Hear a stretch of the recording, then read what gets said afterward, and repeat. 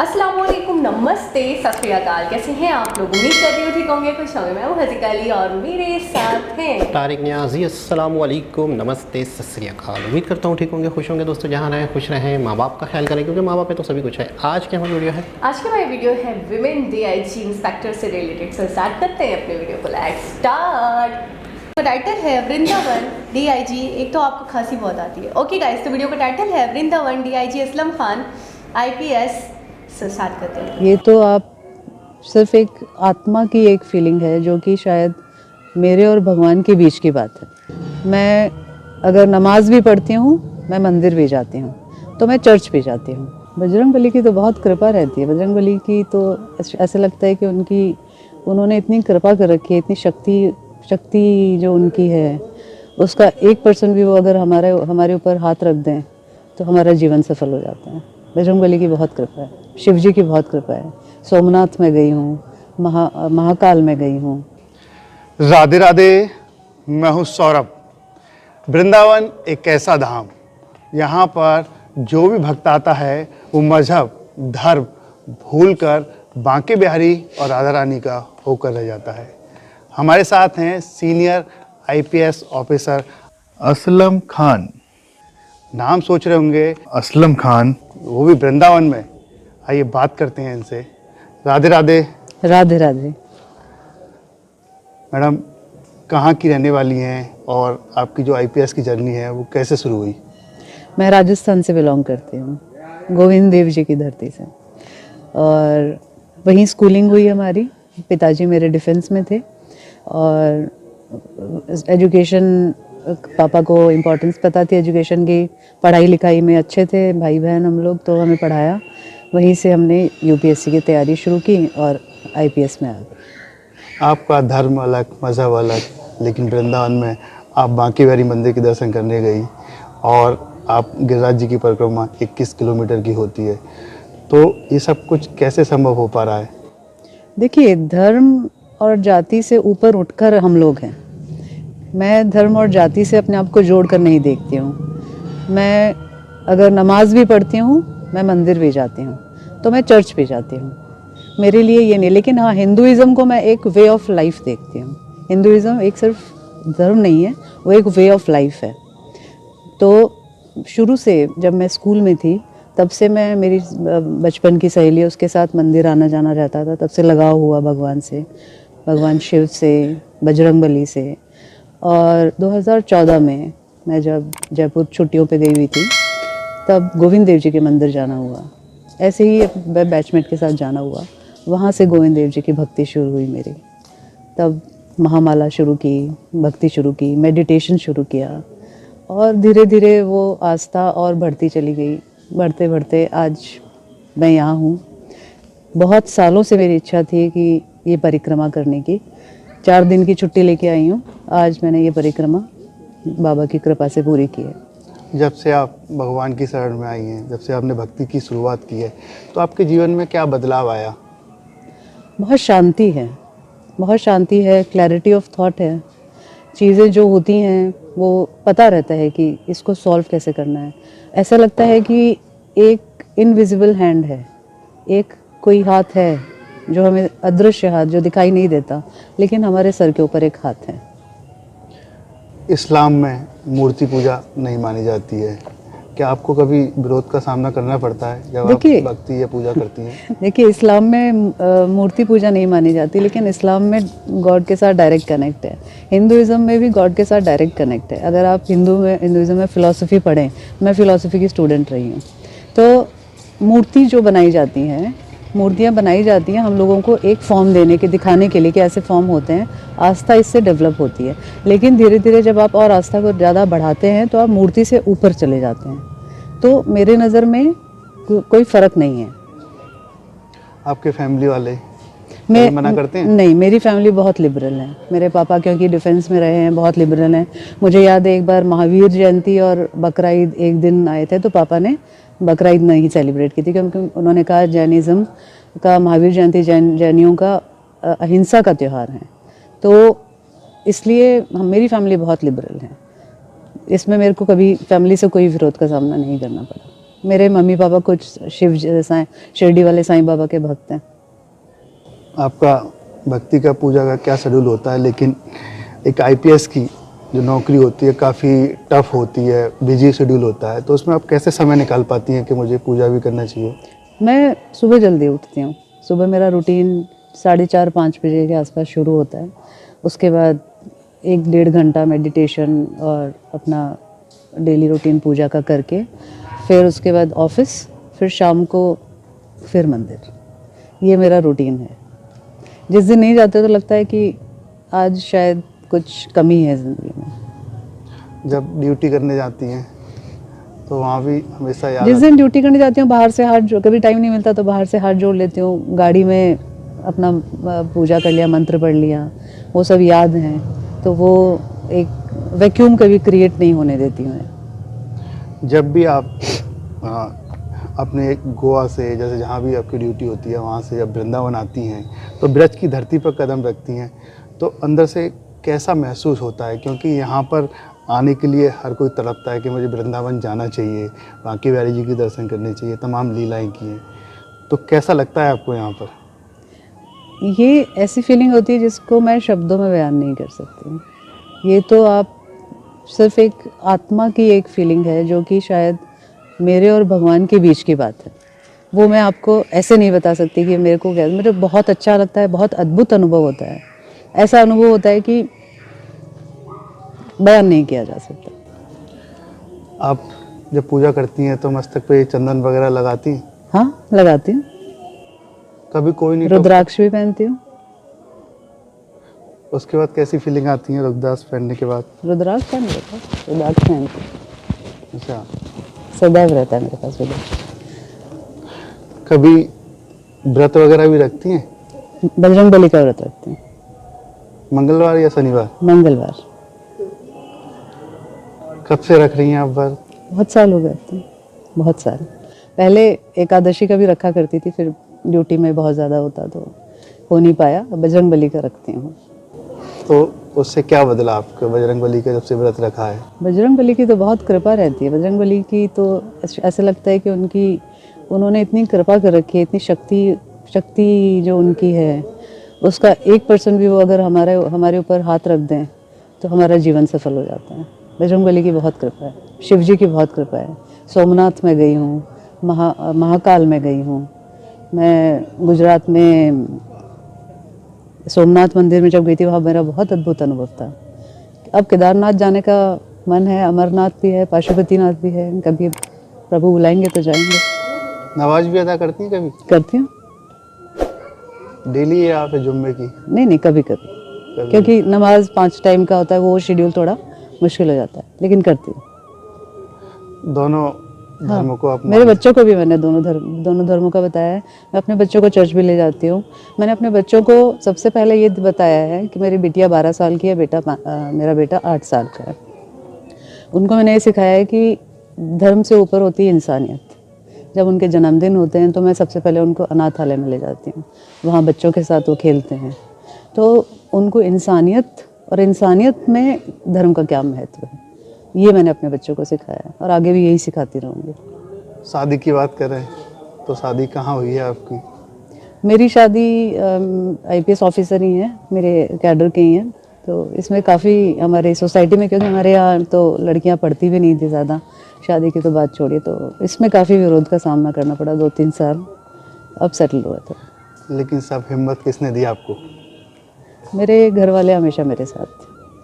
मेरे पापा, मम्मी, मेरे भाई सब मेरे साथ थे। आपकी जो नौकरी है इतने वर्षों की हो गई, कभी ऐसा लगा हो कि कोई खुलासा करना हो, ऊपर से कोई प्रेशर हो, आपने भगवान से मन्नत मांगी हो कि भाई भगवान इस केस को खोल दो जल्दी?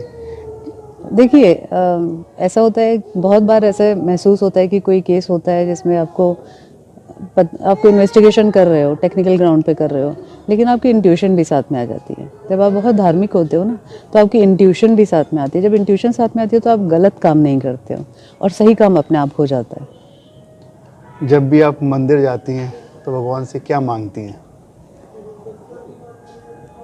मैं भगवान से कभी कुछ ऐसे मांगती नहीं हूँ, मैं बस भगवान के पास जाती हूँ। मैंने आज तक उनसे कुछ मांगा नहीं। कभी भी ज़रूरत नहीं पड़ी? नहीं, अब वो बिना मांगे देते हैं, उनसे मांगने की ज़रूरत नहीं पड़ती, बस उनकी शरण में रहती हूँ। उन्हें कहती हूँ कि मुझे और शक्ति दो, मैं और मेडिटेशन करूँ और आपके पास करीब आऊँ, आपके और मेरे बीच में कोई दूरी ना रहे। ये मानती ऐसा कोई किस्सा जो आपके जीवन में घटित हुआ हो जब से आपने भक्ति की शुरुआत की हो, जो आप साझा करना चाहती हो? देखिए, मेरे पिताजी को 1 साल पहले कैंसर डिटेक्ट हुआ, तो एक उनको जब डिटेक्ट हुआ कैंसर, उसके 1 हफ्ते पहले मुझे बजरंगबली का सपना आया। सपना तो काफ़ी डिटेल में था, वो तो मैं शेयर नहीं करूँगी, लेकिन उस सपने में मुझे मैसेज आ गया कि कुछ गड़बड़ है। विदिन 24 डेज़ पापा के 2 कैंसर, एक लंग पे और एक पेट का, दोनों कैंसर डिटेक्ट भी हो गए, दोनों का सर्जरी भी हो गया। आज 1 साल 1.5 साल हो गया उस बात को। बजरंगबली की कृपा है, पापा एकदम ठीक है। बस यही चाहिए था। अब चलते चलते ये बताइए, क्या संदेश देना चाहेंगे जो दूर तक जाए, क्योंकि जो मेरो वृंदावन चैनल है उसे विदेश में भी देखते हैं, अमेरिका में देखते हैं, कनाडा में देखते हैं, यहाँ तक कि पाकिस्तान में भी देखते हैं। तो क्या कहेंगे उन लोगों से कि जो मज़हब है उनको बीच में नहीं लाना चाहिए? देखिए, मेरा ये मानना है कि मज़हब जो होता है, मज़हब हर एक सिचुएशन में कहीं बनता है। मज़हब से ऊपर हम इंसानियत को रखें। अगर मेरे सामने कोई गरीब आएगा जिसकी मुझे मदद करनी है, तो मैं अगर ये सोच के उसकी मदद करूँगी कि ये हिंदू है या मुसलमान है या ईसाई है या सिख है, तो फिर मैं भगवान के करीब नहीं हूँ। मैं ये सोच के मदद करूँगी कि ये एक इंसान है, ज़रूरतमंद इंसान है, इसे ज़रूरत है मेरी मदद की। तो धर्म से ऊपर उठकर, और हमारा तो देश का संविधान ही धर्म से ऊपर हमारी चीज़ हम लोगों को सिखाता है कि धर्म से ऊपर उठकर हम कैसे काम करें। और आज तक इतिहास भरा पड़ा है ऐसे एग्जाम्पल से कि जहाँ जहाँ इंसान धर्म से उठा है। कबीर को देखिए, आप रस खान को देखिए, कितने ऐसे एग्जाम्पल्स हैं। तो मैं पढ़ती भी हूँ, मैं फ़िलासफ़ी भी पढ़ती हूँ, मैं कविताएँ भी पढ़ती हूँ। इन सब चीज़ों से बहुत मदद मिलती है। तो इंसान को इंसानियत, जब इंसानियत की माला आप पिरोएंगे, इंसानियत की माला आप जपेंगे, भगवान अपने आप मिल जाएगा, अल्लाह अपने आप मिल जाएगा, ईसा मसीह अपने आप मिल जाएंगे। आपको ढूंढने की ज़रूरत नहीं पड़ेगी। यही संदेश है मेरा। अब चलते चलते क्या आपको कोई भजन भी याद है जो सुना सकें? मैं भजन नहीं गाती, मैं चैंटिंग करती हूँ। मैं चैंटिंग करती हूँ, हर भगवान की चैंटिंग करती हूँ। जैसे आज मैंने जब पूरा परिक्रमा किया तो मैंने कृष्ण भगवान के महामंत्र की पूरी चैंटिंग करी। मैं पहले 16 माला किया करती थी, 16 माला पूरी करती थी, फिर 21 भी कई बार की। बीच में टाइम नहीं मिलता तो छूट जाता है। लेकिन हाँ, लोग ऐसे ऐसे मिलते हैं क्योंकि जॉब ऐसी है। मैं सेंट्रल दिल्ली में पोस्टेड रही, वहाँ रामलीला ग्राउंड है, वहाँ पर रामलीला, बहुत बड़ी रामलीला होती है, वहाँ पे भी रामलीला देखी। वहाँ उसके अलावा वहाँ जामा मस्जिद है, वहाँ पे जामा मस्जिद में जो जुम्मे की तो होती है नमाज़, उसके अलावा ईद की, बकरा ईद की नमाज़। और नॉर्थ दिल्ली पे पोस्टेड रही, वहाँ लाल किला है, वहाँ पे भी ईदगाह है। तो ऐसी ऐसी जगह पोस्टेड रही हूँ। वहाँ हर जगह हर तरह के लोगों से मुलाकात रही है और हर एक बंदा अलग अपना एक एक्सपीरियंस दे के जाता है और जुड़ के जाता है। और मैं कोशिश करती हूँ कि जितना मैं अपनी अच्छाइयाँ दे पाऊँ लोगों को, मैं उतनी अच्छाइयाँ लोगों को दे दूँ। राधे राधे। राधे राधे। देखिए, अब तक हमारे साथ रही सीनियर IPS अधिकारी जो एक मुस्लिम होने के बावजूद भी दोनों धर्मों को मानती हैं। जब भी मन करता है वृंदावन भगवान कृष्ण की भूमि पर खिंची चली आती हैं और उनका कहना है कि जब भी दिन की शुरुआत होती है तो भगवान को पूछते हुए शुरुआत होती है। काफ़ी बिजी शेड्यूल होता है क्योंकि एक IPS अधिकारी की जो नौकरी होती है वो काफ़ी कठिन और काफ़ी टफ होती है। उसके बावजूद भी सभी धर्मों को भूलकर सिर्फ भगवान की भक्ति में लग गई हैं। राधे राधे। जी जनाब, इससे पहले हमने एक लड़के की वीडियो देखी थी जो कि वो भी मुस्लिम थे। बड़ी हमें मतलब पहली वो वीडियो थी कि एक मुस्लिम जो है वो वृंदावन में थे और बड़ा ही मतलब एक भक्त थे, बहुत बड़े और बहुत ही ज़्यादा इंस्पायर थे। बहुत ज़्यादा मतलब है कि लोगों ने उन्हें पता नहीं क्या कुछ कह दिया था, घर वालों ने भी पता नहीं उसे क्या कुछ कह दिया था। लेकिन ये दूसरी वीडियो है, इस पे भी मतलब है कि मुस्लिम खातून और एक बहुत पढ़ी लिखी ऑफिसर, मतलब ये अपने आप में एक, देखिए जब कोई पढ़ा लिखा होता है, जब कोई मतलब इतनी बड़ी पोस्ट पे होता है तो वो यूँ समझ ले कि वो बहुत समझदार होता है, मतलब उसे अच्छा बुरा इतने अरसे बंदा एजुकेशन हासिल करता है, इतने अच्छे सारे लोगों से मिलता जुलता है, अच्छे बुरे की उसे तमीज़ होती है।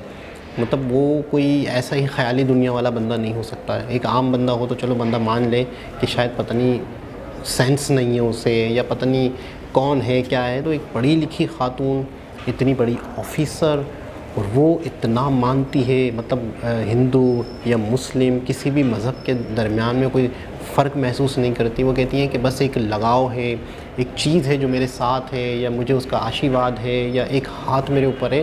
तो बड़ा मुतमईन हो के, और फीलिंग के बारे में जब उन्होंने, मतलब एक सवाल मेरे जहन में बिल्कुल अटक गया, जब फीलिंग के बारे में उनसे सवाल किया गया तो वो कह रही है मेरे लिए बयान के काबिल है। मतलब कुछ चीज़ें ऐसी होती हैं जो सिर्फ महसूस की जा सकती हैं, इंसान शब्दों में बयान ही नहीं कर सकता। मतलब इंसान कैसे बताए, मतलब एक चीज़ है जो सिर्फ़ और सिर्फ इंसान एहसास है, या एक चीज़ है जो महसूस करता है। अब उस महसूस के लिए दुनिया में कोई अल्फाज बने ही नहीं होते, तो उनको मेरे ख्याल में शायद इंसान बता नहीं सकता, बयान नहीं कर सकता, दूसरे तक कैसे पहुंचा सकता है। अच्छा, दूसरा समझ सकता है उस फीलिंग को कब, जब वो उस फीलिंग से गुजरेगा तब, उससे पहले वो उसको एहसास ही नहीं होगा ना, वो कैसे बता सकता है। तो मैं बड़ा मतलब हैरान हूँ, और बाकायदा नमाज भी पढ़ती हूँ, बाकायदा मंदिर में भी जाती हूँ, सिर्फ़ और सिर्फ हिंदू धर्म को या सनातन धर्म को समझती हूँ कि ये वे ऑफ लाइफ है। अच्छा, इन्होंने बड़ा मतलब करीब से इन्होंने एक जिक्र भी किया, मेरी ड्यूटियाँ लगती थी फ़लानी जगह पर भी, फ़लानी जगह पर भी। तो इनका जो एक्सपीरियंस है ना, इनका जो अट्रैक्शन है, इनकी जो बातचीत है, कहीं ना कहीं ऐसे लोगों से हुई है, कहीं ना कहीं इन्हें एहसास हुआ होगा कि आखिर ऐसी क्या बात है, ऐसी क्या चीज़ है जो इन लोगों को इतना खींच रही है। कहीं ना कहीं उन्होंने महसूस किया होगा, कहीं ना कहीं उनके दिल में ये बात आई होगी, फिर उन्होंने इस चीज़ को महसूस करने की कोशिश की होगी। देखिए, जब तक आप चाहते नहीं हैं, आपका दिल करता नहीं है, तो आपको ये जो चीज़ें हैं, आप इन वो उस लड़के ने बताया था ना कि बुलावा होता है, हर किसी का ये नसीब नहीं होता। अच्छा, यात्राएं भी करना चाहती हैं, केदारनाथ की यात्रा और दूसरी यात्राएं जो हैं वो बाकायदा उनका मन है कि मैं वो भी करूं, चर्च भी जाती हूं। तो इससे प्रीवियस वीडियो, ये वीडियो और इसके अलावा कई ऐसी वीडियो देखी हैं कि फ़ॉरेन कंट्रीज़ के लोग भी बाकायदा सनातन धर्म के हवाले से या वृंदावन के हवाले से। तो इसका मतलब है कहीं ना कहीं कोई ना कोई ऐसी शक्ति है जो हर किसी को नहीं, किसी न किसी को महसूस होती है। फिर वो अपने मज़हब का भी ख्याल नहीं करता, वो कुछ भी ख्याल नहीं करता मैं किस मज़हब से हूँ, वो इससे एक ज़िंदगी गुजारने का और एक शक्ति का नाम दे रहे हैं। धर्म की तो मेरे ख्याल में यहाँ जिक्र ही नहीं है। और सबसे अच्छी बात है कि वृंदावन में कोई ऐसा सख्ती भी नहीं है कि मुस्लिम हो तो आप क्यों आ रहे हो। सबसे पहले आप धर्म चेंज करोगे तो हम अलाउ करेंगे। तो सबसे खूबसूरत बात तो ये, मतलब बहुत बड़ी बात है कि आप आएँ तो सही, मुस्लिम हो, क्रिश्चियन हो, कोई भी हो, आप आओ तो सही, आप देखो तो सही, फिर आप समझो क्या है क्या नहीं है। तो ये मैं समझूंगा। अच्छा, मैं सबसे पहले बात करूँगी इंसानियत की, कि हर धर्म, हर मज़हब में सबसे ज़्यादा जो प्रायोरिटाइज किया गया है या किसी चीज़ को बहुत ज़्यादा प्रायोरिटी दी गई है वो है इंसानियत। आप किसी भी धर्म से रिलेट करते हो, आप क्रिश्चियन हो, आप मुस्लिम हो, आप हिंदू हो, आप सिख हो, आप कुछ भी हो, XYZ, लेकिन आपके नज़दीक सबसे बड़ी चीज़ होनी चाहिए इंसानियत। यानी कि एक कुत्ता भी अगर आपको प्यासा दिख रहा है और अगर आप पानी पी रहे हो, हमारे धर्म में तो ऐसी एग्जाम्पल सेट्स की गई हैं जानवरों के हवाले से, इंसानियत के हवाले से, कि शायद उनको वाकई काबिल बयान नहीं। अगर उनको समझा जाए तो उनके ऊपर बहुत, आपके ऊपर बहुत बड़ा असर छोड़ती हैं वो, कि मतलब आपको थोड़ा सा मवाजना करने का मौका मिलता है और आप देखते हो कि हम कहाँ खड़े हैं और हमें सबक और हमारी टीचिंग्स क्या थी और हमने किस तरीके से उनको भुलाकर आज हम कहाँ खड़े हैं, किस मयार पे हैं, किस दौर पे हैं, किस राह पर हैं। तो बहुत सारी चीज़ें आपको सिखाता है आपका मज़हब। और इन्होंने कहा, मुझे बहुत खूबसूरत बात लगी इनकी, कि इंसानियत में जो एक मज़हब का रोल है उसको आप समझें कि मज़हब आपको क्या सिखाता है इंसानियत के हवाले से। और जब आप धर्म से ऊपर जाकर कोई काम करते हो, तो इन्होंने बेशुमार मिसालें भी दी, बहुत सारे लोग हैं जिन्होंने एग्जाम्पल सेट करी। धर्म से ऊपर जाकर जब आप काम करते हो, इंसानियत के लिए काम करते हो, तो आपका बोलबाला, आपकी इज्जत, आपकी शोहरत ऑटोमेटिकली हो जाती है। लोग आपको वैसे ही मान लेते हैं, वैसे ही कबूल कर लेते हैं, वैसे ही प्यार लुटाने लग जाते हैं आप पर, जब आप इस बारे में सोचते हो, इस लेवल पर जाकर सोचते हो। मुझे याद आता है, शाहरुख खान की एक वीडियो मुझे याद आती है जिसके अंदर वो अपने छोटे बेटे के नाम के हवाले से बता रहे थे कि मैंने उनका नाम अब्राहम क्यों रखा।